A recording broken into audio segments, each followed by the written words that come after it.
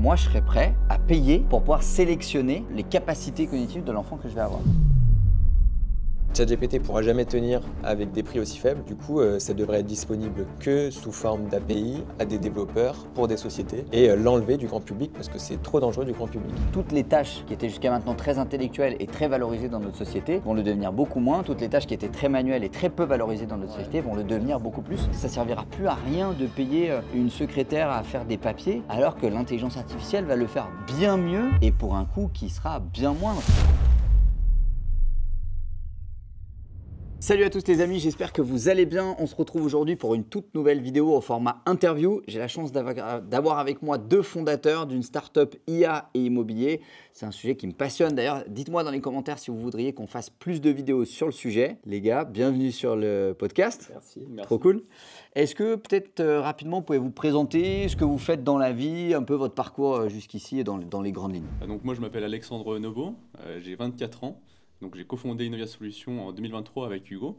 À la base, j'ai plutôt un parcours, on va dire, commercial. J'ai fait des études dans le commerce, j'ai un bac+5 en management. Et on a été amené un peu avec Hugo, par la passion de l'IA d'abord, donc la découverte de l'intelligence artificielle, etc. Okay. Et donc du coup, on s'est dit qu'on allait monter Innovia. Ok, trop bien. Et moi, j'ai rencontré Alexandre à la fac du coup. J'ai fait une licence, donc pas un parcours avec de l'école à fond. J'ai essayé tout de suite un peu de me sortir de l'école parce que j'aimais pas trop ça. J'ai monté une première boîte à mes 18 ans en même temps que je faisais ma licence, que j'ai eu pendant 3 ans dans les sneakers. Donc voilà. Et puis j'ai cofondé du coup Innovia en 2023 avec Alexandre à la fin de ma licence, à la fin de mon bac+3. Et pareil, avec un stage en agence IMO qui m'a fait découvrir un peu ce monde de l'immobilier. Ça m'a donné envie d'un peu d'innover là-dedans.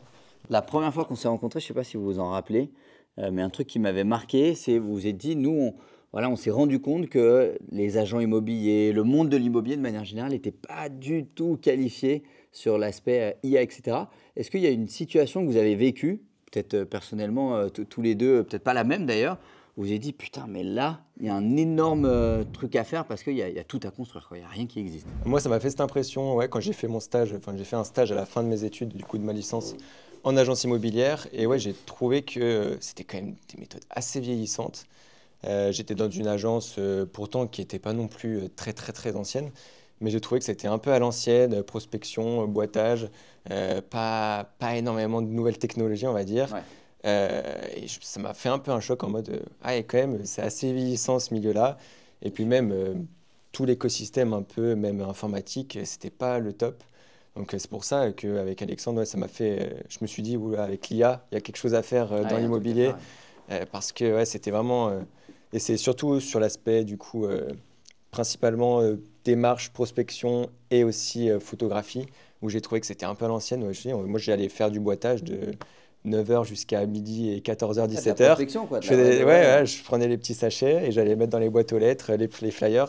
Et en moyenne, le taux de retour, il était de 2-3 pour 1000 à peu près. Ouais, c'est peanut. Ouais, c'est rien. Et du coup, ça faisait tellement d'efforts, tellement de jours à aller mettre des dizaines ou des centaines de flyers dans la journée pour des résultats moindres. Ouais, donc je me suis dit, c'est un peu à l'ancienne, quoi. Faudrait dynamiser tout ça. En tout cas, il y a un problème. Ouais, c'est ça. Après, il faut dire aussi que la moyenne d'âge est assez élevée quand même dans ce milieu. Ouais. L'immobilier, c'est vraiment une matière de vieux. Hein. Ouais, c'est ça. Donc du coup, ils sont pas forcément à l'aise avec toutes les technos. Ouais. Et donc du coup, nous, on s'était dit, il faudrait qu'on apporte un truc niveau techno, qui pourrait vraiment leur apporter un plus sans que ce soit compliqué, parce que comme on l'a dit, c'est vrai que les personnes sont souvent assez pas non plus âgées, mais on va dire que la moyenne d'âge est assez élevée. Donc, du coup, je crois qu'il y avait des stats qui étaient sorties sur le sujet, et que la moyenne d'âge d'une personne, l'immobilier, c'est un peu moins de 10% du PIB quand même, donc ça représente une grande partie des gens qui travaillent de près ou de loin. Diagnostiqueurs, on pense notaire, agent immo, mais il y a plein d'autres trucs, le bâtiment, les architectes, les ingénieurs industriels, il y a plein de trucs. Et je crois que la moyenne d'âge, c'était 45-50, si je ne dis pas de bêtises. Même les agences immobilières avec qui tu traites, en tout cas moi dans le secteur ouest lyonnais, il n'y en a pas un qui avait en dessous de 50 ans, quoi. Directeur d'agence en tout cas. Commerciaux, il y en avait certains qui avaient la trentaine, voilà. Mais en tout cas, directeur, 50 ans, facile. Ça m'étonne pas. Moi, un truc qui me fait toujours halluciner, c'est quand tu vas signer une vente chez le notaire, tu dois enregistrer la vente après sur une sorte d'informatique. Et le notaire, je crois qu'il y a un logiciel notarié qui a 80% du marché, puis après, il y en a 2-3 qui se bataillent les 20% restants. Et à chaque fois que ton acte, il est trop gros en termes de gigas, ça passe pas et tu es obligé de faire mouliner plusieurs fois l'ordinateur pour arriver à le sauvegarder. Et je me dis, mais comment, dans un monde en 2025, on te fait décoller des fusées, on les fait réatterrir au même endroit avec une télécommande, comment est-ce que pour signer un acte de notaire, il n'y a pas un gars qui s'est dit, je vais inventer, je sais pas, une sorte de Google Drive partagé, un truc sécurisé. Après, souvent, j'ai remarqué qu'ils n'ont pas tellement envie de changer leur méthode. Ils ont des méthodes qui fonctionnent depuis. C'est difficile de les faire changer. Ouais, c'est ça. Ça fait 30 ans qu'ils font les mêmes choses. Et en fait, les faire changer, faire d'autres choses, évoluer, souvent, ils sont un peu effrayés par toutes ces choses-là. Donc, Bah, c'est que de toute façon, ça fait 5 ans, enfin, peut-être pas 50 ans, mais pour la plupart, ça fait 30-40 ans qu'ils sont dans l'immobilier. Ils ont leur méthode qui fonctionne. Ils ont eu les belles années en plus. Où il n'y avait pas vraiment besoin de faire plus que juste de vendre la maison, de la mettre en vente et ça se vendait assez facilement. Que maintenant, vu que le marché durcit un peu et il faut aller plus loin que la vente, projeter, les accompagner dans les rénovations, les choses comme ça, et les gens ils veulent de plus en plus de services. Et ben, ils ont du mal à faire la passerelle en se disant bon, j'ai plus besoin uniquement de vendre les biens, mais je dois aller plus loin, accompagner les clients et tout, un peu comme on voit même de partout, même sur après sur l'immobilier de luxe, c'est autre chose aussi, ils veulent un service, mais même quand on voit l'agence ou les choses comme ça, maintenant c'est plus ils vendent un bien à 3 millions, c'est ils vendent un bien, mais il y a des services, et ils accompagnent les gens dans des expériences. C'est un peu comme une conciergerie. C'est un milieu qui est hyper concurrentiel, mine de rien. Donc en fait, s'ils se démarquent pas des autres avec des outils innovants, par exemple, en fait, ils vont forcément se confronter à la loi du marché. Bien sûr. Et quand tu as un marché qui passe d'un marché d'acheteurs à un marché de vendeurs, et inversement, les règles du jeu, elles changent. Et quand personne ne veut acheter parce que les taux sont élevés et que les gens ils se disent je ferais mieux de rester en location plutôt que de passer à l'achat, ou si j'achète un truc, je veux vraiment que ce soit une bonne affaire. Et encore plus parce qu'aujourd'hui, les gens négocient tout, le pouvoir d'achat des ménages diminue. Donc ce qu'ils pouvaient acheter peut-être un T4 à l'époque, aujourd'hui, ça devient un T3. Mais du coup, ils veulent un grand T3, puis ils veulent un T3 pas trop cher parce que c'est qu'un T3. Enfin, c'est tout un tas de paramètres, je pense, qui rentrent en compte dans l'équation. Ils veulent un T3 alors qu'avant, ils pouvaient acheter avant, ils pouvaient acheter un T4, maintenant, ils peuvent acheter un T3.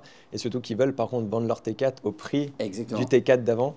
Du coup, en fait, ça bloque. Et si la personne en face, elle n'a pas des facteurs ou enfin des aspects innovants pour lui montrer que son bien, il vaut pas ce prix-là, mais il vaut moins cher maintenant, avec des estimations, des choses comme ça, la personne, elle se dit non, mais moi, je vais pas le brader, moi, je veux le vendre comme avant, mais c'est pas possible, plus maintenant. Et donc, il faut trouver des artifices ou des moyens de bonifier le bien immobilier. Et évidemment, l'IA et la technologie ne va pas changer le bien immobilier que tu vas vendre, mais il y a la possibilité de faire des choses à l'intérieur.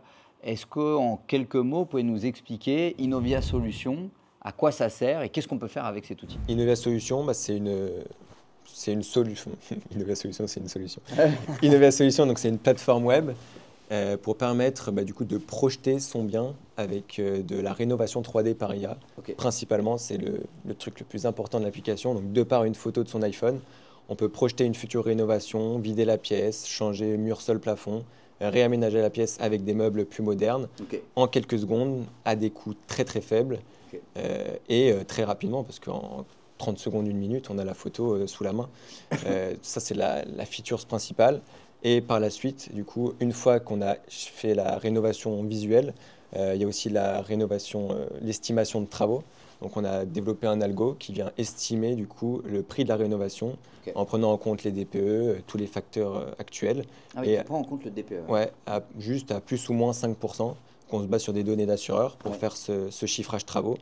Donc comme ça, au moins, il y a le visuel et le tarif. Combien ça me coûte. Voilà, c'est ça. Combien ça me coûte. Ok, trop bien. Et on a une troisième partie, un peu plus annexe, pour tout ce qui est marketing. Donc comme on fait des beaux résultats avant-après du chiffrage travaux, et on met ça en scène dans des posts qui peuvent être mis après sur Instagram, sur LinkedIn, pour faire un peu la communication du bas. Voilà, c'est ça. On l'a testé sur pas mal de photos. Moi, je l'ai testé. C'est vrai que les résultats sont assez bluffants. Est-ce que vous avez une idée derrière? Parce que souvent, les gens ils se disent, mais comment ça fonctionne? C'est quoi la mécanique? Est-ce que l'IA, elle va d'abord vider la pièce? Est-ce qu'il y a une trame, on va dire, une suite logique à suivre? Admettons, là, je prends en photo l'univers qui est autour de nous.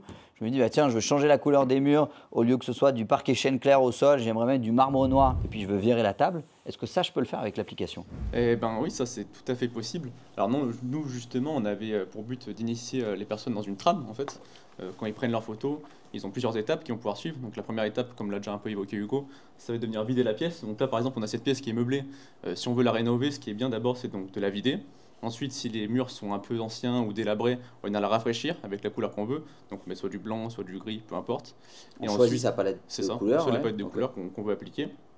Et ensuite, la dernière partie, du coup, c'est vraiment de meubler cette pièce. Et du coup, avec cette trame-là qu'on a développée, on est sûr d'avoir les meilleurs résultats. Donc c'est pour ça qu'on nous, on incite les gens à bien la suivre, parce que sinon, si on fait les choses un peu à l'envers ou dans le désordre, des fois, c'est vrai que ça peut causer des petits bugs. Ouais, bien Bah, sûr. Ouais. si on meuble une pièce qui est déjà meublée, bon, Ouais. bah, on se doute que les Bien meubles sûr. vont être superposés par rapport aux autres et ça va faire des rendus pas très sympas. Ouais. Donc Ok. c'est pour ça que. Donc, ouais. nous, on se doute, mais le problème, c'est que c'est pas tout le monde qui s'en doute. Ouais, bien sûr, c'est pas toujours pour ça qu'on intuitif, essaie d'où vraiment l'intérêt de d'avoir ça. une trame de C'est ça, réflexion exactement. qui soit déjà organisée au sein de l'application. Donc si je prends mon abonnement, je décide je upload ma photo, ça c'est la première étape. Si jamais j'ai des meubles comme la table ici, j'ai une première étape qui va me vider la table si je le souhaite, parce que je peux aussi la garder et changer la couleur de mon environnement, on est d'accord. Ok, trop bien. Est-ce que ça marche pour un appartement, ça marche pour un bureau, ça marche pour n'importe quel type de pièce où il y a des trucs que je ne peux pas faire? Est-ce que vous avez pu tester plein de trucs différents? En globalité, ça marche sur tout type de pièces. Ok, Les seules différenciations qu'il peut y avoir, c'est sur ce qui est aspect cuisine, salle de bain, ok. où grosso modo, on vide pas une cuisine, on vide pas une salle de bain, on repart de l'existant. Ok. Mais voilà, sinon c'est possible sur chaque pièce. On peut meubler n'importe quelle pièce avec n'importe quel type. Si la pièce avant c'était une chambre, on veut en faire un bureau. Bon, on a juste à cliquer sur meubler en Ouais, tant que en bureau bureau, et ça et met ça va un mettre bureau, un un bureau. ordinateur. Voilà, c'est ça. Ok. Ça, exactement. Après, il faut savoir aussi que l'IA, elle a un peu ses limites, dans le sens où c'est pas de la magie, en fait. Bien sûr. Et donc ça dépend beaucoup de ce qu'on appelle l'input, la photo qu'on va envoyer de base. Comme le prompt dans ChatGPT. Il faut qu'il y ait un bon prompt pour avoir de bons résultats. Là, c'est la même chose avec les images, en fait. Il faut avoir une bonne photo pour avoir de bons résultats derrière. Ok. Si on peut pas espérer d'avoir une photo de très mauvaise qualité, prise en screen rapidement et d'avoir un résultat de fou, il faut Ouais. vraiment que la photo soit bien de base. Et si la photo est bien de base, bien cadrée, comprend bien une pièce, le résultat sera parfait aussi. Oui, Ah ouais. on a des screens de Le Bon Coin à C'est vrai gogo. Des gens qui prennent le screen de Le Bon Coin avec carrément la recherche Google et tout. Il y Ah a, ouais, il y a c'est vraiment vrai. la photo au Et milieu. ils mettent ça dans l'application. Ils mettent ça dans l'application. Non, il faut quand même que ce soit une photo Ouais, de une vraie base. photo. Voilà, une vraie Certes, photo. c'est de l'IA, mais c'est pas magique, quoi. Ouais. Donc, Ouais, bien sûr. Ouais, j'ai eu le cas, j'ai testé sur l'image que je vous avais envoyée d'ailleurs, où on avait fait pas mal de tests dessus, où j'avais fait visiter ce plateau, enfin j'avais mis des annonces, j'avais quasiment zéro touche, très très peu de touches, parce que c'est un plateau qui est complètement à refaire et les travaux n'ont pas encore commencé. Et j'ai publié la photo avant-après, donc tu peux pas pipoter les gens non plus, donc sur Le Bon Coin, j'ai mis la photo avant, la photo après. J'ai eu beaucoup plus de demandes, parce que les gens, en swipant sur l'annonce, ils se disent « Ah ouais, mais la finalité, ça peut ressembler à ça. Putain, en fait, c'est vachement plus stylé que la photo de départ. » Donc je pense qu'il peut y avoir un vrai un côté déclenchement d'une visite si on est agent immobilier, ou même d'une visite si on est un particulier qui veut vendre sa maison, qui sait que bon, les murs fuchsia qu'a choisi sa femme, c'est pas le top du top, que le sol il est un peu abîmé. Bah tiens, je vais donner à quoi ça peut ressembler, et je peux même d'ailleurs du coup proposer le chiffrage travaux à la personne qui viendra en lui disant voilà, ça c'est la photo de ce à quoi ça pourrait ressembler. Vous pouvez d'ailleurs, on pourrait inciter les gens à dire bah, allez sur Innovia Solutions et faites vous-même votre solution et calculez votre solution de travaux.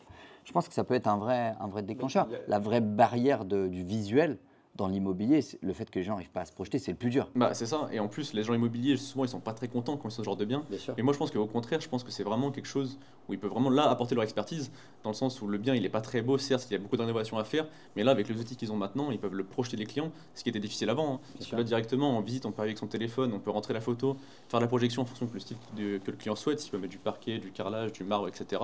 Ça, c'est tout à fait possible maintenant. Et en fait, c'est vraiment une plus-value que l'agent immobilier peut apporter. Ouais, et même les personnes, si elles veulent se projeter dans un bien qui a des travaux, c'est sûr que c'est beaucoup plus facile. Et même pour vendre aussi, comme toi par exemple dans ton bien, ça permet vraiment de projeter les clients et de se dire, faire l'élément déclencheur qui va se dire, ouais, ok, ça c'est pas mal, on peut faire ça. Il y a du tel potentiel. budget, il y a un vrai potentiel Puis derrière. il y a même déjà des études qui ont été faites sur le home staging en globalité.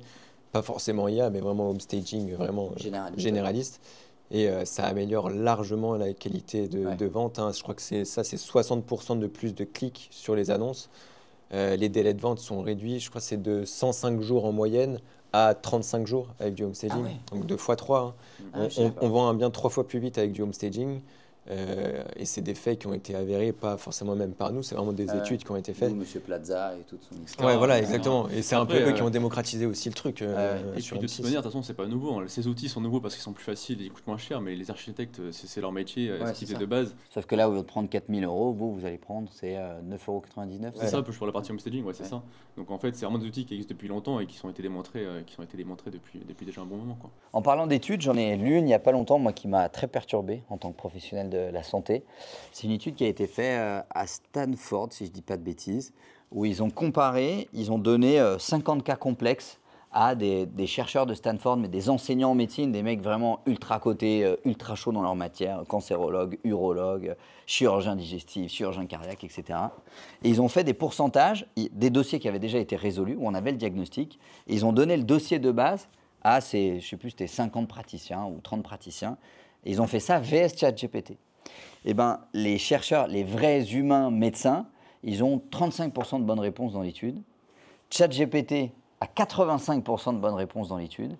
Et quand tu mets ChatGPT plus l'humain, tu fais baisser les bonnes réponses de ChatGPT. Ah ouais. C'est-à-dire que quand tu mets un médecin dans la boucle qui vient interférer avec le raisonnement de ChatGPT, eh bien, il fait baisser le résultat de ChatGPT. Ça veut dire qu'à l'heure actuelle, cette étude, quand même, qui est super troublante, on peut la retrouver facilement sur Internet, elle montre que si tu mets IA versus IA plus humain, l'IA gagne. Dans la prise en charge, dans la performance diagnostique. Hein. Donc ça veut dire qu'en fait ça va loin, parce que c'est-à-dire que l'humain va nuire au raisonnement. Là, en tout cas, l'étude, et ça fait partie des conclusions de l'étude, alors c'est en anglais, mais on peut la retrouver sur PubMed très facilement, il conclut que l'humain est venu créer une interférence dans la performance diagnostique de l'IA, parce que forcément, il y a une interprétation, il y a un côté expérience qui, on pourrait penser, aide pour faire le diagnostic de, je sais pas, une maladie de peau ou n'importe quoi. Bah, en fait, cette étude, elle montre que non. Ce qui aide, c'est l'algorithme, c'est la description clinique des lésions. Et moi, le premier, ça m'est déjà arrivé de prendre en photo quelqu'un qui a des boutons dans le cou, en disant, je ne sais pas trop ce que c'est, ça ressemble à pas grand-chose, de demander à ChatGPT, et il me donne effectivement les 3 bons diagnostics. Et ça y est, je me dis, ah putain, mais c'est ça, en fait, j'y avais pas pensé, mais c'est ça le bon diagnostic. Et Mais du coup, tu vois, là, par contre, ça t'a plus aidé qu'autre chose. T'as pas nu à l'intelligence artificielle. Et t'as juste posé 3 diagnostics, et toi, du coup, tu t'es dit, celui-là, ça me paraît être le mieux. Exactement. Mais est-ce que, franchement c'est un vrai débat, est-ce que vraiment il y a un futur d'intelligence artificielle de l'humain plus l'IA, ou est-ce que l'IA ne serait pas plus performante toute seule? Moi je pense que les métiers comme agent immobilier, médecin, etc., c'est des métiers qui sont quand même techniques, certes, mais très relationnels. Ouais, et en fait je pense que là c'est là où se joue vraiment le côté humain, c'est le côté relationnel, le côté rassurant, que ce soit pour acheter un bien ou pour se faire soigner, c'est la même chose en fait. On a besoin de se faire rassurer, et je pense que ça disparaîtra jamais. Ce côté humain avec le contact, etc., ça disparaîtra jamais. Alors par contre niveau diagnostic, moi je pense que l'IA, peu importe les métiers d'ailleurs, hein, ce sera vraiment un vrai complément à l'humain, je pense, parce qu'il pourra apporter, comme tu dis, un diagnostic. Même par le exemple, diagnostic financier d'une boîte qui va pas bien. Ouais, c'est ça, exactement. Ouais. Et puis même, après, c'est un peu aussi d'un autre côté logique, l'humain fait des erreurs par rapport à un algo qui va faire moins d'erreurs. Donc on se dit, c'est vrai que s'il y a un humain qui se met dans la boucle d'une IA qui, elle, est juste prédictive et elle va faire juste des stats et elle va dire, bah, il y a tant de pourcentage de chances que ça soit ça. Bon, l'humain, vu qu'il fait des erreurs et qu'il n'est pas vraiment prédictif, ça paraît un peu logique aussi qu'il interfère avec les résultats uniquement IA ou IA plus humain. Mais ouais, en vrai, ça fait un peu peur quand même d'un autre côté. C'est-à-dire que moi, j'ai pris conscience, j'étais une semaine en vacances la semaine dernière, j'ai fait que du ChatGPT. Enfin, une grande partie du ChatGPT, j'ai quasiment pas du tout été sur les réseaux, j'ai pas lu de livres et tout, je fais que ça. Et tu te dis aujourd'hui, moi, j'arrive à faire une grande partie des tâches avant que je déléguais, que je suis en train d'internaliser. Alors, j'ai pas encore toute ma structure, j'ai pas encore trouvé tout le truc, mais je bosse vraiment beaucoup dessus.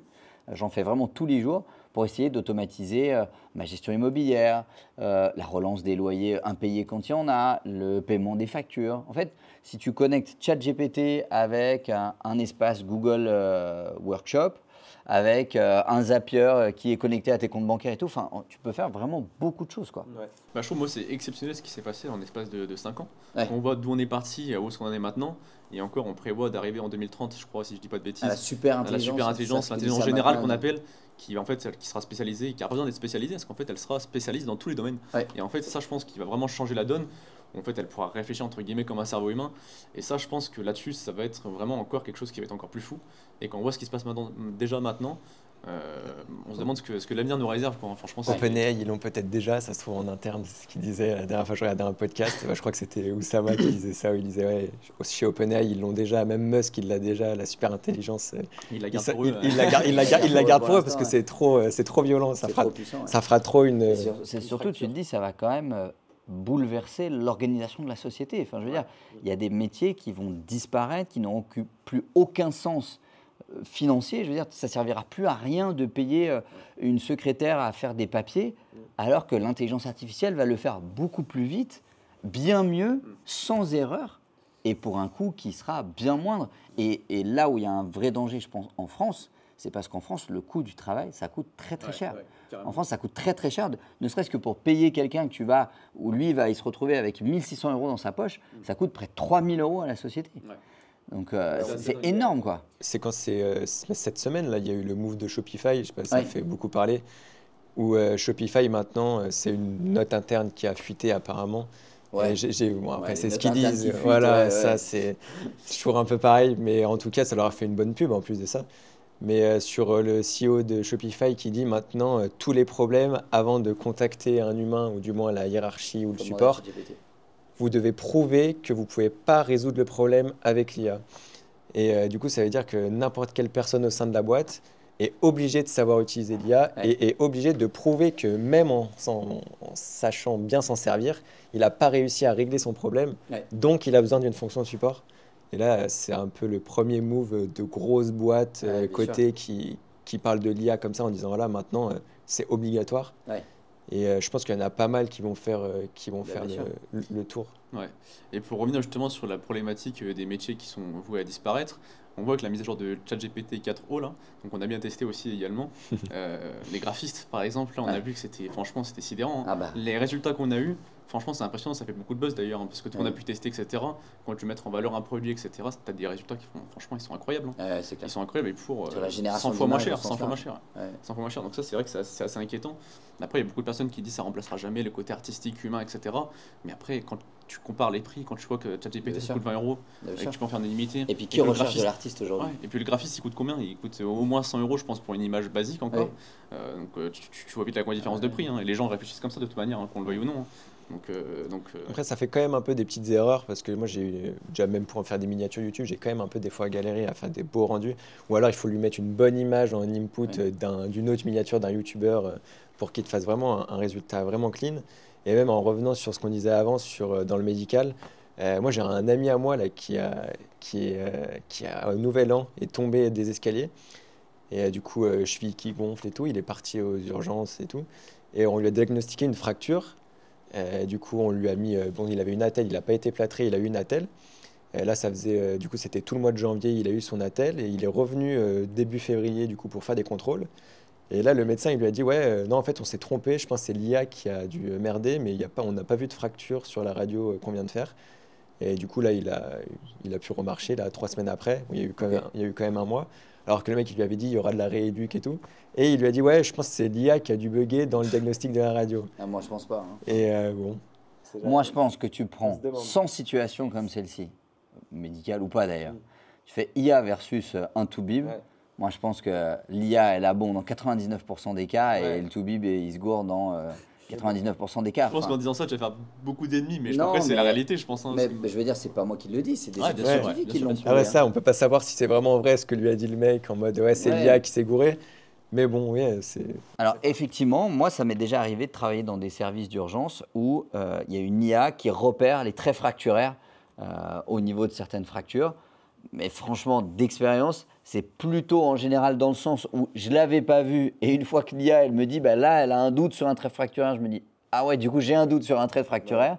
Alors que je ne l'avais pas vu que dans le sens inverse, en disant l'IA me dit que là il y a un trait fracturaire et non, moi j'en vois pas. D'ailleurs, tu me dis si je dis des bêtises, hein, mais je crois que tu as un truc qui s'appelle l'ordre des médecins, c'est ça, dans la médecine. Et est-ce qu'il y a déjà des sujets qui ont été traités là-dessus? Parce qu'en fait, c'est une vraie problématique, hein, comme tu le dis, là, qu'il y a l'IA qui donne 95% des bonnes réponses et les médecins qui se trompent. Donc je pense que c'est un sujet qu'il faut qu'ils traitent rapidement, mais du coup, tu n'as pas eu de. Non, je sais pas. Non, en tout cas, pour l'instant, dans notre cursus, on n'en parle pas du tout ou très très peu. C'est pas du tout un sujet. Alors en plus, en France, tu as le côté tabou de la profession médicale, qui est très honorifique, etc. Mais je pense qu'il arrivera déjà un jour où, au lieu d'aller... Aujourd'hui, il existe beaucoup dans certaines pharmacies, des cabines de téléconsultation où tu peux aller, tu cliques, le pharmacien t'aide à brancher des trucs, ton saturomètre, ton brassard à tension, etc. Et tu as accès à un médecin à l'autre bout de la France. Mais probablement qu'un jour, ce médecin ne sera plus un médecin, ce sera une IA. Enfin, je pense que ça arrivera. On sera probablement dans les derniers en France parce qu'on n'avance pas super vite sur ce genre de sujet. Mais et déjà, à l'heure où on parle, on ne peut pas imaginer qu'il n'y ait pas des équipes de recherche de dizaines de chercheurs qui sont déjà en train de créer ce truc-là. Enfin, non, c'est sûr. Pour moi, si moi, avec ma petite expérience, déjà sur ChatGPT, je teste des trucs pour voir s'il peut augmenter ma performance en termes de prise en charge, de diagnostic, etc. Je me dis que forcément, des mecs qui baignent dedans tous les jours, aux US, en Angleterre, dans tous les laboratoires de recherche, et il existe en France des laboratoires de recherche qui allient technologie et médecine, mais nous, on aura un problème de statut. Ouais, d'autant plus qu'en plus en France, si je ne dis pas de bêtises, il y a beaucoup de problématiques de médecins où des zones sont complètement dépourvues de médecins. Voilà, en plus. Donc ça va accentuer toute cette chose. Moi, ma mère est dans l'optique et pareil pour les ophtalmos et le fait qu'il y avoir de plus en plus de myopes. Là, j'ai regardé la vidéo de Léo Duff en plus là, qui est sortie il y a pas longtemps sur la myopie, où d'ici 2050, il y a 50% de la population mondiale qui sera myope à cause du fait qu'on étudie, voilà, les yeux ne s'habituent pas à regarder loin devant. Et pareil, les diagnostics des ophtalmos, dans pas longtemps, ça le fait. Justement, ce que tu disais, ils le font déjà des fois dans des box où tu te connais. Déjà, quand tu vas chez ton ophtalmo, assez souvent, pas tous, mais assez souvent, moi j'y suis allé il n'y a pas très longtemps. Je l'ai vu 3 minutes, je ne me rappelle même pas de son visage. Maintenant, les machines, elles sont tellement faciles qu'il appuie sur 2 boutons, ça te prend toutes les mesures. Et il y a dans pas longtemps, je pense que ça va être fait à distance. Et comme ça, au moins, ça réduira le coût. Comme les tests audiométriques pour les voilà, tout un tas d'analyses de données où le fait est que la puissance de calcul d'un chat GPT, c'est là où il sera le plus fort et c'est là où il est déjà le plus fort de toute manière dans la data. Après, il y a tous les syndicats d'ophtalmo et tout qui sont contre parce que du coup, ça va leur enlever, logique, comme tous. À l'époque où on ne pouvait pas acheter de médicaments sur Internet, tout le monde a été contre le premier mec qui a dit moi je vais faire une pharmacie en ligne. Aujourd'hui, quand on sait le volume de médicaments qui sont commandés sur Internet, alors maintenant tu as même des sites, tu peux upload ton ordonnance de généraliste et tu reçois tes médicaments 24 heures après à domicile. Et mais je veux dire, à l'échelle de l'Europe, c'est des milliards et des milliards et des milliards de commandes, quoi. C'est énorme. Mais ils vont devoir changer un peu les lois, parce que par exemple sur les ophtalmos, pour parler de ça, parce que je me suis grave documenté sur le sujet récemment, et puis j'en parlais avec ma mère, et par exemple légalement, en gros pas les ophtalmos, les orthoptistes. Non, les vendeurs en magasin, on va dire. Ma mère a un magasin Atoll. Elle n'a pas le droit légalement de faire les tests en magasin et de vendre par la suite les lunettes. Et du coup, ça, justement, tu dirais, on met une box dans le magasin, le mec il arrive, il fait son test à distance avec l'ophtalmo, il ressort de la box et on lui vend les lunettes. Et voilà, ça dure 2 secondes au lieu de faire un rendez-vous, de revenir. Voilà, c'est ça. Sauf qu'actuellement, légalement, elle n'a pas le droit même de le faire.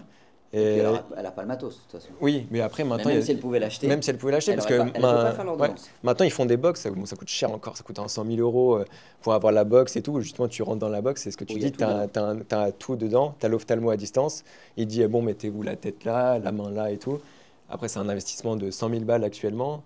Tu as ça dans ton magasin, mais tu te dis, ça pourrait te ramener beaucoup de clients, parce que justement. Mais ça pourrait être un investissement sur long terme, voire même, je pense, ça va baisser le coût petit à petit, que ça va évoluer. C'est déjà le cas pour une spécialité qui est la radiologie. Aujourd'hui, moi, ça m'est arrivé plein de fois, surtout chez nous en campagne, d'être dans un service d'urgence où tu peux faire des radios et des scanners, mais il n'y a pas de radiologue sur place. C'est-à-dire qu'il y a une manip radio, elle installe les gens, elle fait les images partent dans un centre à Paris ou je ne sais où, et tu as un mec qui est chez lui en pantoufle avec des pop-corn qui interprète ton image. Et pour le coup, à une époque, il y a beaucoup de gens qui critiquaient ça en disant c'est n'importe quoi, on n'a pas le médecin sur place et tout. Et au final, on se rend compte que c'est une solution palliative parce qu'on n'est pas capable d'établir un maillage de radiologues suffisant sur le territoire. Donc il faut bien trouver des solutions.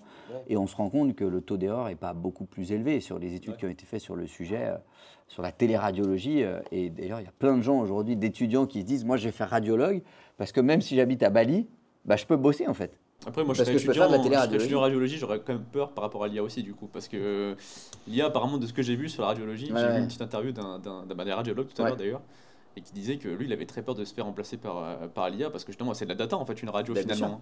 Et dans le traitement de la data, l'intelligence artificielle, c'est là où elle performe. Il y a une étude qui est sortie il n'y a pas très longtemps, là, je ne sais plus où est-ce qu'elle a été menée, mais c'est sur la détection du cancer du sein par mammographie, je crois. Où en fait il montrait que l'IA avait des résultats très largement supérieurs à une interprétation médicale sur la détection de lésions précoces du cancer du sein. Donc de plus en plus, je pense qu'il y a des choses qui vont se mettre en place. Il y aura quand même toujours un facteur humain pour rassurer. En fait, il faudra toujours l'humain pour valider. Voilà, c'est ça, pour valider et rassurer la personne en face. ChatGPT te le dit. Quand tu lui demandes une question technique, moi je sais que je dis n'importe quoi, je lui demande quel est le traitement de première intention de la pyélonéphrite chez un insuffisant rénal chronique. Je dis n'importe quoi, une situation qui sort un peu des sentiers battus. Eh bien, et à chaque fois, il te met le petit message. Ceci n'est pas. Je ne sais plus ce qu'il te met, mais il te met grosso modo que c'est à toi de vérifier les informations. Il y a quand même un petit disclaimer, quoi. Il y a quand même un dit de faire vérifier par un professionnel. Ça c'est juste pour que ça passe. Si ChatGPT il était libre, il n'était pas, pas bridé, il ne dirait pas ça. Il dirait fais-moi plus confiance à moi. Non, mais en plus, c'est marrant quand il dit de faire vérifier par un professionnel alors que c'est le professionnel qui demande. Tu vois. ouais, en plus, oui. Comment vous pensez que la société elle va s'adapter à ça? Est-ce que vous pensez que, comme certains le disent, on va arriver au salaire universel et les designers, les architectes, les graphistes, comme on disait tout à l'heure, tout un tas de professions, tout l'administratif, tout ça, ça va disparaître. Mais comme on ne pourra pas donner un métier à tous ces gens, on va faire salaire universel et ce sera l'objet de compensation, et que les gens vont travailler du coup beaucoup moins. Est-ce que vous pensez qu'on va se retrouver avec une caste de sachants qui savent gérer l'IA, qui sont propriétaires des sociétés d'exploitation d'IA, et que ça va devenir une sorte de Terminator, mais avec quand même des humains à la tête? Est-ce que vous pensez qu'un jour le scénario de Terminator est possible?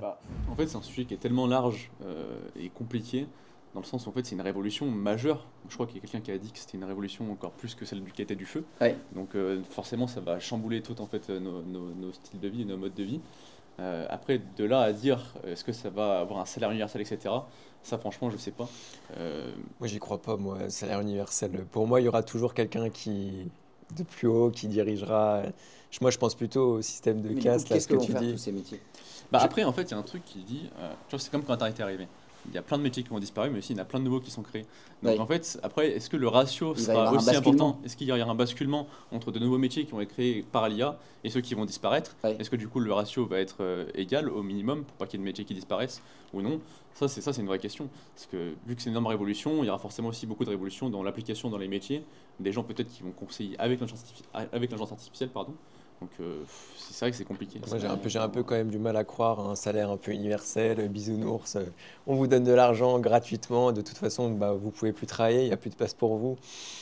J'ai un peu du mal à y croire, il y en aura toujours je pense qui voudront prendre le lead, le monopole, qui voudront gagner plus.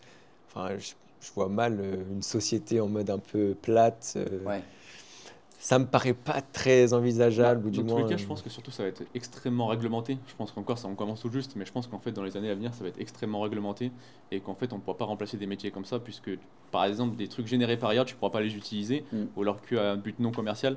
Donc en fait finalement je pense que cette réglementation ça permet aussi à au moins ralentir l'effet de destruction des métiers, quoi. Mais il y a même c'était cette semaine c'est pareil là il y a eu un peu un petit scandale sur les starter packs là. Je vous avais vu avec des starter packs qui sont sortis sur des trucs un peu chauds et c'était sur la femme où son mari l'a droguée pour qu'elle se fasse violer là, je sais plus comment elle s'appelle. Mais oui, l'affaire.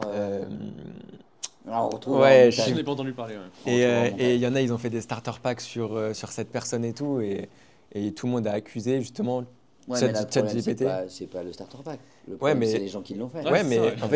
En fait, en gros, il y a deux défendeurs. Il y a ceux qui disent c'est de la faute du mec parce que c'est lui qui a mis le prompt, c'est lui qui a mis ça, c'est lui qui a généré ça, donc c'est de sa faute. Et il y en a d'autres qui disent en fait, c'est pas vraiment de sa faute parce qu'on lui met la technologie à sa portée. C'est ChatGPT qui devrait brider, comme le font Insta, TikTok. C'est n'importe quoi. C'est comme quand tu armes une arme à un mec. C'est pas l'arme, tu vas pas emprisonner l'arme. Non, mais en fait, c'est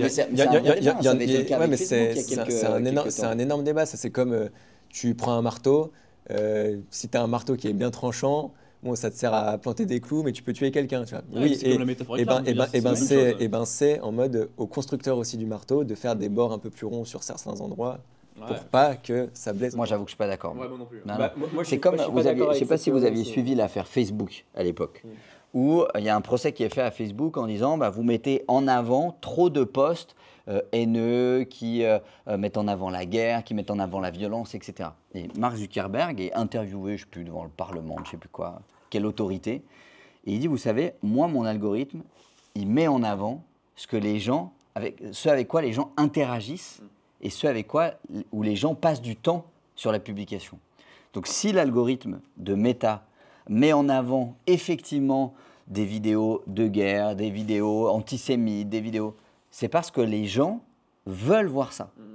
Et j'avais trouvé son explication en disant, mais effectivement, alors je ne sais pas si l'algorithme est manipulé ou pas, hein, peut-être qu'il y a des sources qu'on n'a pas dans tout ça. Mais dans les faits, moi je pense que, comme tu disais, quand tu donnes un marteau à quelqu'un, s'il tape quelqu'un avec, on ne peut pas faire un procès au fabricant du marteau en disant, tu as fabriqué un marteau. Ouais, mais lui, il va dire, mais moi, je l'ai fait pour planter un clou. Moi, j'ai jamais pensé qu'il y a des gens qui pouvaient se bagarrer avec et se tuer avec. Ouais. Parce que dans ce cas-là, où est-ce que ça s'arrête? Ouais, mais en fait, il y en a beaucoup qui partent de la théorie de, par exemple, l'IA, c'est tellement puissant, c'est même plus puissant que beaucoup de choses, ça peut faire énormément de mal, que ça ne doit pas être mis chez des gens qui sont pas, enfin, qui sont entre toutes les mains. Eux, ils pensent qu'on devrait brider l'arrivée de l'intelligence artificielle. Impossible. C'est comme si tu dis, on devrait brider l'invention de l'écriture. Enfin, je veux dire, c'est un non-sens. On voit que ça n'a jamais marché. Ouais, mais il y a des énormes débats là-dessus. J'ai même eu le débat hier quand j'étais au MEDEF, là où on est incubé, où il y en a qui disaient ça justement. Bon, c'était pas beaucoup, mais en mode, faut que ça soit ChatGPT qui soit bridé chez des gens, chez des populations, chez des gens qui n'ont pas accès ou qui ne peuvent pas avoir accès à ces outils. Ouais, mais qui a le droit? Qui est digne pour utiliser ChatGPT dans son intégralité dans ce cas-là? Tu vois, c'est super touchy comme débat. Ouais. Qui a le cerveau? Tu vois, ça revient un peu en dire, les gens avec une bonne morale, ils ont le droit, les gens avec une mauvaise morale, ils n'ont pas le droit. Mais sauf que la morale, on sait très très bien que c'est quelque chose de subjectif, que dans la situation actuelle, dans un conflit de guerre, les deux, ils sont persuadés de faire la bonne chose. Ouais, c'est ça. Et pourtant, il y en a qui vont juger que ça c'est mal, que ça c'est bien. Ouais, c'est un débat qui peut être long, hein, mais moi je suis plutôt d'accord avec vous sur le fait que c'est impossible. Mais il y a quand même des gros défendeurs de ça, en mode c'est à ChatGPT, c'est de la faute de Chat. Le mec est fautif aussi, mais c'est de leur faute aussi. Ils acceptent de faire ça. C'est pas modéré. Ouais. Ils disent que ça devrait être modéré. Ah, mais comment tu fais pour modérer ça? Bah, modérer sur tout ce qui est haine, ainsi de suite et tout. Et que quand tu mets comme ton. Pour les réseaux sociaux, comme pour les réseaux sociaux, quand tu mets ton prompt, si. Parce qu'en fait, comme l'IA, elle n'a pas de conscience, c'est un LLM, vas-y, que tu lui demandes sur un prénom. L'algorithme de méta. Ouais, voilà, tu lui demandes un prénom, fais-moi une métaphore sur ce prénom, bah, il va te faire une métaphore sur ce prénom, mais il ne fera pas de lien avec si ce prénom a un lien avec un tueur ou un truc, voilà. Donc en fait, pour lui, il a juste fait un starter pack d'un mec lambda. Parce qu'il n'a pas fait la corrélation entre le nom du mec et sa justice. Moi, je pense qu'on rentre dans le sujet de la liberté d'expression. Et que dans un pays démocratique, tu n'es pas censé faire la différence entre une personne morale ou immorale ou quelqu'un qui pense différemment. En fait. Donc tu es censé mettre les mêmes outils aux mains de tout le monde. En fait. Donc si tu fais pas ça, tu rentres un peu dans une dictature où tu dis toi tu fais pas ça et toi tu as le droit de faire ça et toi non. Donc en fait, moi je pense que si on veut être en tout cas dans l'égalité, il faut laisser l'outil à tout le monde en fait. Ou à personne. Ou à personne, c'est ça. Ouais. Mais ça c'est trop tard. Ça c'est trop tard. Faut le faire avant. Soit après, il y a pareil justement en continuant là-dessus, justement, il y en a qui disent ChatGPT pourra jamais tenir avec des prix aussi faibles parce qu'actuellement ils perdent des tonnes et des tonnes d'argent et du coup là ils font goûter un peu tout le monde à ça, mais à terme ils vont pas pouvoir parce que ça coûte tellement cher et tout que c'est impossible à tenir. Et que du coup, ça devrait être disponible que sous forme d'API à des développeurs pour des sociétés et l'enlever du grand public parce que c'est trop dangereux du grand public. C'est trop tard. Mais maintenant qu'on y a goûté... C'est combien de comptes ChatGPT à travers le monde? Je ne sais plus combien c'est, mais je crois que c'est plus d'ouverture de comptes que... Il y a un mec qui avait comparé avec, je sais plus, l'ouverture de Facebook ou l'ouverture de Netflix ou je sais plus quoi. Ouais, c'est possible. Mais gros, en l'espace de 24 heures, c'était énorme. Ouais, c'était des millions et des millions d'utilisateurs. Ce que Twitter a fait en 5 ans. Voilà, il y avait un truc comme ça. Un mois. Un truc comme ça en termes de volume de comptes, je ne sais plus le nombre de comptes. Mais même avec leur nouvelle mise à jour, là, leur MRR, il a explosé aussi. Là. Ah ouais, c'est vrai. Genre, ils ont pris genre plus 20% d'utilisateurs là, avec la nouvelle mise à jour. Et je ne sais plus combien c'est le MRR. Bon, ça se compte en milliards, il me semble. Je crois que c'est 5 milliards, il me semble, par an, du coup, de cash, de revenus récurrents. Donc, par mois et tout, je crois que ça a fait un gros bond de plus de 100 millions par mois, un truc comme ça. Ouais, ça a fait un énorme bond, là, il me semble. Ça va. Ils sont confortables, Est-ce que vous avez déjà suivi un peu ce qui se passe autour du projet Neuralink de Elon Musk? Ouais, j'ai suivi. Ouais. Moi, c'est un truc franchement qui me passionne en vrai et que je trouve aussi fascinant qu'effrayant dans le sens de pouvoir mettre en fait une puce dans le cerveau et devenir en fait. Le mec il dit que les premières personnes chez qui il va tester ça, c'est ses propres enfants quand même. Mais après, il y a eu des premiers tests, je crois, à la base où c'était pour un peu résoudre des problèmes d'handicap moteur, cognitif, cognitif, etc. Et je crois que ça a été hyper concluant, en tout cas, enfin hyper concluant. Il y a eu des premières avancées dans le sens où il y a des mecs qui sentaient, ils avaient des sensations au bout des doigts, il me semble, alors qu'ils n'avaient rien à la base. Donc en fait, on voit qu'il peut y avoir des avancées de ce côté-là. Et ça, franchement, je trouve ça vraiment passionnant. Alors après, quand on va plus loin, un peu, c'est un peu dans la science-fiction. Si on va mettre des puces dans le cerveau des gens pour qu'ils soient super intelligents, etc., c'est là qu'on rentre aussi un peu dans le monopole de l'intelligence artificielle. Où en fait, peut-être qu'il y a des gens plus tard qui vont rester avec une puce dans le cerveau qui sont plus intelligents que tout le monde et du coup, ils pourront faire beaucoup plus de choses, ils pourront inventer beaucoup plus de choses, ils seront beaucoup plus en fait intelligents. Et donc, du coup, ça va être un peu le monopole de l'intelligence artificielle, comme le monopole de l'argent finalement à l'heure actuelle. Et ouais, ça, c'est un truc qui est vraiment passionnant et je pense effrayant aussi. Il y a des stats qui étaient sortis sur ça, où il y avait une étude qui avait été menée pour la sélection d'embryons. Et c'est notamment, je crois, les pays anglo-saxons qui sont très en avance là-dessus, qui voudraient sélectionner des embryons avec des enfants qui sont plus intelligents, qui sont plus à même de faire des études, etc. Et l'étude avait montré, elle avait interrogé je ne sais plus combien de personnes, que quasiment 50% d'entre eux seraient prêts, si on en avait la possibilité, à faire de la sélection d'embryons, c'est-à-dire de dire, ben voilà, vous avez 10 modèles d'enfants à disposition, lequel vous voulez, quoi. Tu avais quand même une personne sur deux, quasiment, qui disait, moi, je serais prêt à payer pour pouvoir sélectionner les capacités cognitives de l'enfant que je vais avoir. Ça m'étonne pas, ça m'étonne pas. Franchement, on rentre un peu dans un monde de science-fiction, presque de fou, honnêtement. Qu'est-ce que sera le monde dans 50 ans, franchement Vous avez regardé les derniers épisodes de Black Mirror, là, de la nouvelle série? Est-ce qu'ils ont fait, je pense, une petite référence à Neuralink? C'est vraiment intéressant, c'est super bien, là. Et du coup, il parle d'une puce dans le cerveau d'une meuf. Bon, je vais pas spoil à tout le monde, mais en tout cas, c'est vachement bien. Et justement, sur le fait que tu mets une puce et tu payes un abonnement. Et puis après, en fait, ton abonnement, il devient basique. Il faut prendre le premium plus à 1000 € de puce par mois. Et en fait, tous les gens qui se mettent une puce dans la tête, après, tu peux plus faire autrement. Et ben en fait, tu es obligé de payer tous les mois un revenu récurrent. Sauf que après, ton plan en premium, il repasse en basique parce qu'ils ont sorti un premium plus. Vital, et en fait, en gros, après, les gens, ils s'endettent jusqu'à devenir à la rue, quoi. Parce qu'en mode, ils ont plus de quoi payer. Et juste parce que si de toute façon, tu enlèves la puce dans la tête, ils crèvent. Donc, Est-ce que vous pensez que ça va faire augmenter les inégalités? Oui. Moi, je pense que très concrètement, ça va faire exploser les inégalités. Avec ceux qui n'ont pas accès du tout à ces technologies et ceux qui ont accès, les pays développés. Et je pense que ça va vraiment créer un fossé qui est énorme, alors qu'il y a déjà un gros fossé, mais là, je pense que ça va être un fossé énorme. Et je pense que ça va être dramatique, je pense. C'est clair. Et surtout, il y a une vraie question sur l'éducation et l'intelligence artificielle. Parce qu'aujourd'hui, le problème, c'est est-ce que l'intelligence artificielle va être utilisée pour faire des choses cognitivement à notre place, et du coup, on va avoir un cerveau de moins en moins performant, moins musclé et moins entraîné, parce qu'aujourd'hui, t'imagines, sans vouloir reprendre le parallèle avec la médecine, mais je dis n'importe quoi pour des mathématiques ou de l'ingénierie ou de la conception de logiciels, tout ça. Maintenant, c'est ChatGPT qui peut faire tes lignes de code. Les études ont montré qu'il le faisait mieux qu'un codeur.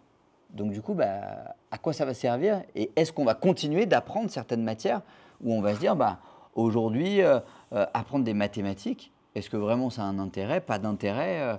Tu vois, ça modifie vachement le monde. Il y a un vrai paradoxe là-dessus. Il y a un vrai paradoxe entre le fait qu'on va pouvoir être super intelligent grâce à l'intelligence artificielle, mais avec un petit cerveau. Donc en fait, ça se trouve, on aura un petit cerveau qui sera très intelligent. Non, mais il y a un vrai raisonnement sur l'éducation par rapport à ça. Dans le cadre de comment est-ce qu'on va éduquer nos enfants? Est-ce qu'on les éduque avec, sans? Pourquoi avec, pourquoi sans? Moi, je pense qu'il faut quand même éduquer avec, dans le sens où il faut un cerveau quand même bien formé à la base, pour pouvoir après utiliser ces outils-là de la bonne manière, je pense. Parce que sinon, on va arriver forcément à des dérives. Il faut avoir un cerveau quand même qui soit bien constitué. Mais regarde, quelqu'un qui est déficitaire sur le plan cognitif, un handicapé mental, tu lui donnes ChatGPT, il arrive à s'en servir, il est plus déficient cognitivement. Ouais, dans ces cas-là. Mais après, sur une personne classique, je pense que pour moi, il faut quand même comprendre ce que tu fais, quoi. Si tu comprends pas ce que tu fais, je trouve que ça devient chaud un peu. Par exemple, les mathématiques, comme tu disais, si on décide de plus apprendre les maths parce que maintenant, de toute façon, la machine, elle le fait mieux, mais tu pourras pas quand même vérifier. Enfin, logiquement, tu n'auras pas besoin de vérifier. Mais c'est quand même bien de comprendre la démarche qu'il a fait pour arriver à ce résultat. Et ça me paraîtrait bizarre de ne pas savoir comment il l'a fait, mais dire il ajuste, quoi. Mais en soi, on est dans un monde où il n'y a que le résultat qui compte en soi. Donc, peu importe la manière dont tu es arrivé à ce résultat, en fait. S'il n'y a que le résultat qui compte à la fin, on est dans une société de résultats. Ouais, c'est ça, on peut se poser la question. Et après, c'est comme je vois en ce moment, il y a un truc, surtout avec les gamins à l'école et ChatGPT. Bon, moi, j'ai fini mes études récemment, donc je peux bien en parler. C'est vrai qu'en fait, l'éducation, ils sont pas du tout préparés à ça. C'est-à-dire qu'il y a énormément de gens qui font faire leur devoir par ChatGPT, qui trichent avec ChatGPT. Et en fait, au final, les gens, ils ont leur diplôme grâce à ChatGPT. Bien sûr.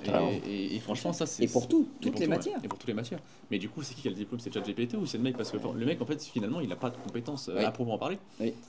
Donc c'est vrai que c'est assez inquiétant. C'est là où il y a un modèle de société qui va basculer, moi je pense, parce que l'acquisition de compétences, à une époque, c'était Idriss Aberkan qui disait ça il y a quelques années, on est à l'ère de la connaissance. Et aujourd'hui, les plus riches, c'est ceux qui ont le plus de connaissances. Mais avec l'intelligence artificielle, ça redistribue les cartes quand même. Parce que... On va valoriser, si on valorise plus c'est ça. Qu'est-ce qui va devenir valorisé? Puisque si ChatGPT fait mieux qu'un médecin, ChatGPT fait mieux qu'un ingénieur aéronautique pour fabriquer un avion, ChatGPT fait mieux qu'un expert en urbanisme pour fabriquer un pont pour faire passer des voitures. Il y a beaucoup de gens qui disent que ça va être les métiers artistiques qui vont prendre le dessus, avec des métiers créatifs. Ou manuels. C'est ça, ou manuel, exactement. Parce que par contre, la distance pour aller remplacer un plombier pour réparer un raccord, elle est loin. Elle est encore loin. Enfin, il me semble, vous me dites si je dis. Non, parce qu'il y a des robots qui se créent, etc. Moi, je pense qu'on en est encore très très loin. Les robots, ça paraît pas incroyable. Mais sur les vidéos qu'on voit, à part courir et sauter sur des mafieuses. Exactement. Même si, aujourd'hui, pas plus tard qu'il n'y a pas longtemps, j'ai eu un patient qui s'est fait opérer du genou par robot. Et le robot, lui, était dans pas la même ville que le chirurgien. Ouais, j'ai vu un reportage où il y a des Chine et il y a des docteurs en Chine qui opèrent un mec aux États-Unis. Ouais. Ça, c'est incroyable. Via le robot. Alors, c'est toujours le docteur qui gère le robot pour l'instant. Pour l'instant. Ouais, mais il bouge pas dans ces cas-là. C'est pour tous les endroits où il va y avoir besoin de flexibilité, de bouger quelque part et tout. Ça revient au discours de tout à l'heure, avec l'ophtalmologie ou le médecin, etc. Ou de manière si la machine est fixe, un raccord de plomberie qui fuit dans un appartement. Ouais, c'est ça. Le robot va avoir qui se déplace chez toi, qui vienne pour te faire pour changer ton raccord. Les riches de demain, ce sera peut-être les plombiers, les artistes, etc. Parce que la valeur, elle sera là au final. Puisque les mecs, en fait, les cadres, etc., les gérants, ceux qui vont gérer des personnes, au final, sont facilement remplaçables par l'intelligence artificielle. Alors qu'un plombier, lui, c'est ce que disent d'ailleurs certains chercheurs, certains économistes, etc. C'est qu'il va y avoir une inversion complète de la richesse, où toutes les tâches qui étaient jusqu'à maintenant très intellectuelles et très valorisées dans notre société vont le devenir beaucoup moins. Toutes les tâches qui étaient très manuelles et très peu valorisées dans notre société vont le devenir beaucoup plus, parce que beaucoup moins accessibles. Il disait, c'était sur ce que dit Alex là, c'était surtout sur le fait même ceux qui créent du contenu, des choses comme ça. En fait, c'est ceux qui vont être un peu connus qui vont devenir les plus riches, parce que c'est ceux qui seront différenciés par rapport à la masse et qui auront fait une audience et qui seront suivis pas pour leur connaissance, mais parce que les gens les aiment bien, pour leur personnalité. C'est ça. Il y a eu un essor des streamers, des créateurs de vidéos, etc. ces dernières années, justement un peu par rapport à ça, parce qu'on met en valeur de la créativité, et puis les gens, c'est ce qu'ils ont envie de regarder aussi. Ils veulent pas regarder. Je pense qu'on verra pas un streamer, une intelligence artificielle streamer, ça n'existera pas. Mais si demain une IA est capable de te faire une série Netflix comme La Casa des Papel, du coup, les acteurs, ils servent à quoi? Ouais, c'est sûr, on peut se poser la question. Mais avant, je pense qu'on en est loin aussi, c'est un peu comme tu disais avant qu'un robot puisse faire effectuer des mouvements et faire des émotions, pareil que peut le faire un humain dans un film, je pense qu'on en est encore loin. Parce que vu que le robot, actuellement, mais il comprend pas ce qu'il fait, juste c'est des mathématiques. Moi, je me vois mal un robot arriver à te créer de l'émotion en regardant un film. Parce qu'un humain, justement, ça t'arrive à te le faire. C'est très terre à terre, en fait, un robot, s'il y aurait de stats. Après, est-ce que tu pourrais produire de l'émotion avec des stats? Je pense que là, il faut demander à un mathématicien ou à un statisticien qui pourrait nous répondre. Je crois qu'il y a des chercheurs qui travaillent sur ce sujet-là, justement. C'est pareil, c'est subjectif. C'est subjectif, le fait de ressentir les émotions. Des fois, il y a des films, moi, je vais trouver ça nul et quelqu'un va trouver ça incroyable. Donc, en fait, ça dépend quand même vachement de la personne qui le regarde et comment ils sont sensibles. Comment il a été éduqué, comment l'histoire qu'il a vécue, etc. C'est comme ça que l'émotion se crée, et puis la personnalité, je pense. Donc, je pense pas qu'il peut y avoir une généralité d'émotions à faire ressentir dans un film fait par un robot, quoi. Non, mais après, je pense que c'est faisable, on peut le créer, je pense. Créer de l'émotion, à terme, je pense qu'on pourrait y arriver, parce qu'en fait, c'est des mathématiques, juste tu fais vivre une histoire au robot, etc. dans sa vie, et je pense que tu pourras un peu le comparer à une intelligence humaine. De toute manière, moi, je pense qu'on va y arriver. Actuellement, il commence dans les films avec le doublage. Aussi avec la voix, le doublage à la voix, là, ça commence à... Il y a d'ailleurs pas mal d'acteurs qui disent ils n'ont pas le droit, c'est pas libre de droit d'utiliser ma voix et tout. Parce que maintenant, il y a des films, tu te dis, maintenant les doubler, C'est même pas l'acteur principal qui le double, ça coûte beaucoup moins cher. Au lieu de te faire venir dans un studio et que tu es devant ton micro et que tu le fasses, voilà, c'est ça. Bah, ça sera l'IA qui le fait en 5 minutes. C'est comme aussi, il y a des sujets avec des musiques pas faites par des artistes. Il y a des musiques qui ont été faites avec la voix de l'artiste, mais qui ont plus percé que des musiques créées par l'artiste. Et ça, j'ai trouvé ça assez fou aussi. Ah bah, pour en revenir à l'immobilier, vous pensez que dans tout ce qui touche à l'immobilier de près ou de loin, c'est quoi les métiers où, avec l'IA, tôt ou tard, ils vont prendre du plomb dans l'aile, entre guillemets? Les agents immobiliers, en grosso modo. Je pense tu penses les agents immo Ouais, bah les agents immobiliers, je pense qu'ils vont prendre une claque un peu sur le fait qu'actuellement, on a besoin d'eux quand on veut rechercher un bien. Mais très prochainement, il y aura peut-être un agent IA qui recherchera ton bien parmi toutes les annonces, parmi ce que tu lui as donné. On pourrait faire ChatGPT d'ailleurs, si je dis pas de bêtises. Oui, il commence à le faire, mais c'est quand même pas non plus le top. Si je demande à ChatGPT de me trouver un immeuble de rapport dans tel secteur à tel prix du mètre carré et de me lister toutes les annonces qui correspondent à ces critères, il peut le faire, je pense. Il peut le faire actuellement, mais c'est toujours pareil, c'est l'interface, c'est pas très pratique à utiliser. C'est pas fait pour. C'est pas encore fait vraiment pour et c'est pas sexy et même c'est pas sexy à voir le truc. C'est pas comme si tu avais une petite intégration ou Chrome et que tu cliques sur ton intégration Chrome et hop, ça te fait un beau dashboard avec tout est bien et tout. Il y a quelques sociétés qui commencent à le faire, mais c'est pas encore le top, mais je pense que du coup la profession des agents immobiliers ça va prendre un gros coup parce que très prochainement quand tu voudras acheter un bien maintenant, tu demanderas juste à l'IA d'aller te chercher les meilleurs biens, donc plus besoin vraiment de l'agent immobilier pour aller te le chercher. Les notaires pour moi ça va prendre un gros coup. Moi, je pense que c'est la profession. Les notaires, je pense. Qui est parce que je suis pas trop d'accord au niveau des agents immobiliers, parce que je pense qu'il faut quand même le côté relationnel, rassurant et tout, comme on disait avec les médecins tout à l'heure. Mais par contre, les notaires, eux, je pense que là c'est plus compliqué, parce que le notaire, dans tous les cas, côté. Je pense que c'est vraiment la profession qui a intérêt, même sur le plan ordinal, je veux dire, tous ensemble, de se dire bon, là les gars, la puissance de ChatGPT aujourd'hui, moi j'ai déjà utilisé ChatGPT pour rédiger des statuts, rédiger un pacte d'associés ou même relire un compromis et repérer si des choses lui paraissent suspectes. Il y a plein de trucs que tu peux faire.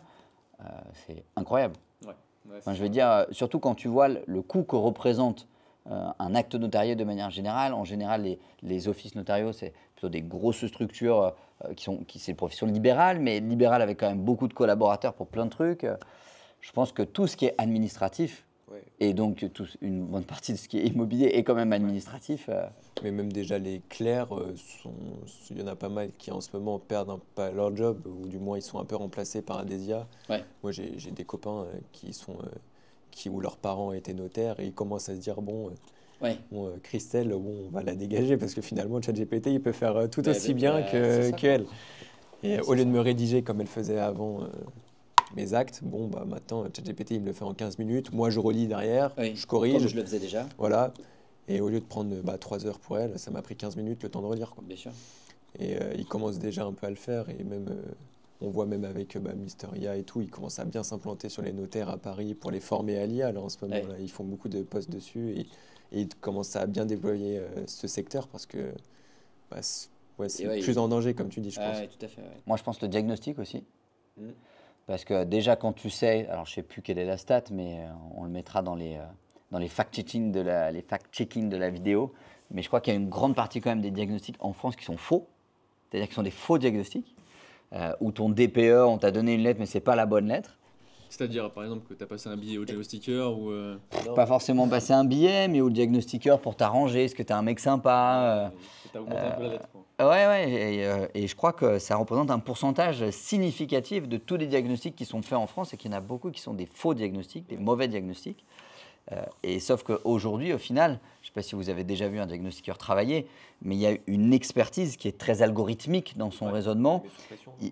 Comment ? Il met sous pression, non ? Pas forcément il met sous pression, mais tu vois, quand il va faire un diagnostic dans une baraque, il a grosso modo sa tablette, quelques trucs pour mesurer, faire les relevés de surface. Et encore, il y a déjà des applications où tu filmes avec ton téléphone la pièce et ça te donne le plan à une surface très précise. Ça existe déjà. Mais maintenant, de rentrer sur la tablette où le particulier va rentrer, voilà, mon isolation s'étend, ok, prenez une photo, voilà, le mur extérieur s'étend, et où l'IA va dire le DPE estimé est celui-ci, avec une précision importante, Enfin, je pense que, surtout dans des métiers comme ça qui sont déclaratifs, ça va arriver de plus en plus. Aujourd'hui, un diagnostiqueur, la principale charge d'un diagnostiqueur aujourd'hui, c'est son assurance. Ça représente des milliers d'euros par an pour une assurance d'un diagnostiqueur immobilier. Donc il ne faut pas qu'il se gourre, parce que sinon son assurance peut être remise en cause. Parce qu'aujourd'hui, avec un mauvais diagnostic, tu ne peux pas louer. Avec un mauvais diagnostic, tu vends moins cher. Donc ça a des conséquences qui peuvent aller de quelques milliers à plusieurs dizaines, voire centaines de milliers d'euros. Donc je pense que c'est des métiers qui vont se transformer aussi.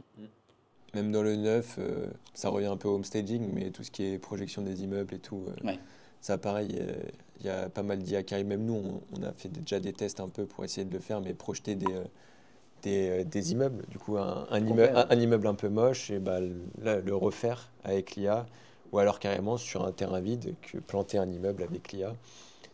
Ça commence à marcher, c'est de mieux en mieux, ça respecte de mieux en mieux, c'est pas encore le top encore.